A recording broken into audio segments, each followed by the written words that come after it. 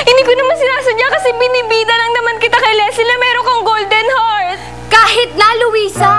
Ang point ko dito, bakit hindi ka sumagot nung tinanong kita kagabi? Hindi ko alam. At saka di ba gagawan naman ni Chris ng paraan to? It's no big deal. It is a big deal, Luisa! Dahil sa lahat ng ayaw ko, yung mga taong sinungaling. And of all people na gagawa nito sa akin, ikaw pa na tinuring kong kaibigan? I hate you! Aya!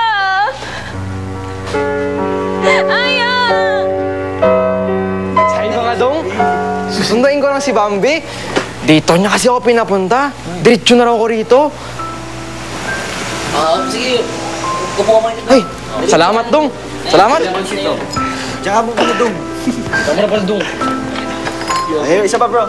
Practice pa. Okay, 1, 2, 3, 4. Wanna be a billionaire, so freaking bad. Ay, dong. Alam ko rin yung kanta na yan. Kinakanta namin yan ng banda namin sa Cagayan noon. Talaga, Dong? Oo. Oo, dong. Malo ka, Dong.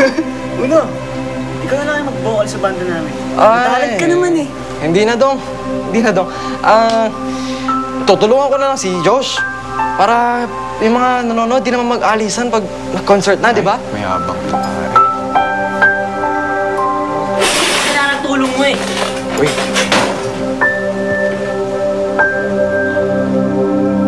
Aya. May mga tao kasing kailangan ng time para sabihin yung totoo. Kasi baka masaktan yung sasabihan nila.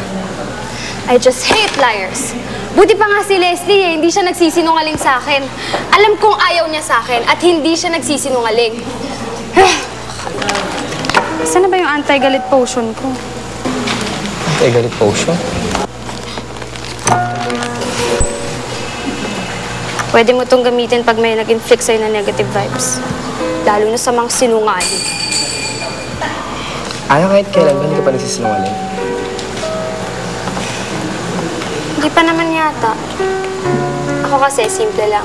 Pag may mali, edi aminin. Tapos ang problema. Sabi nga nila, di ba? The truth shall set you free. Pag may nalaman kang hindi totoo sa akin, magagalit ka. Halimbawa, hindi naman pala talaga ako mayaman. Hindi. Alam mo, Chris, kinalimutan ko na ng buong-buo yung pustahan niya sa cup. Oo, nung una. Medyo mayabang ka, presko. Tapos mahilig ka pa mang-trip sa mga kagaya ko.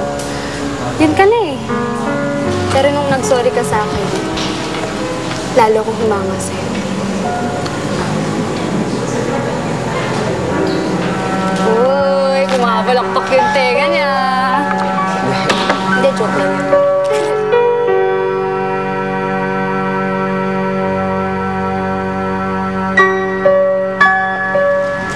Ito'y, pakilabas na ulit na basura, oh.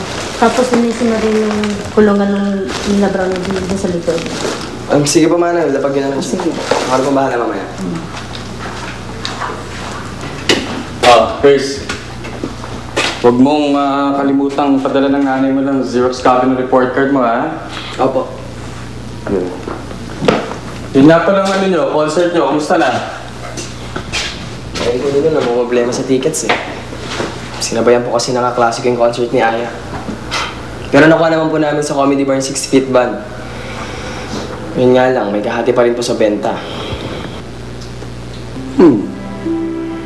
Yan si Aya. Mukhang mas okay kayo over Leslie, ha? She seems nice. I like her. Why don't you invite her here for dinner? Or, sa birthday kaya ng nanay mo? Yun na nga po, Ninong.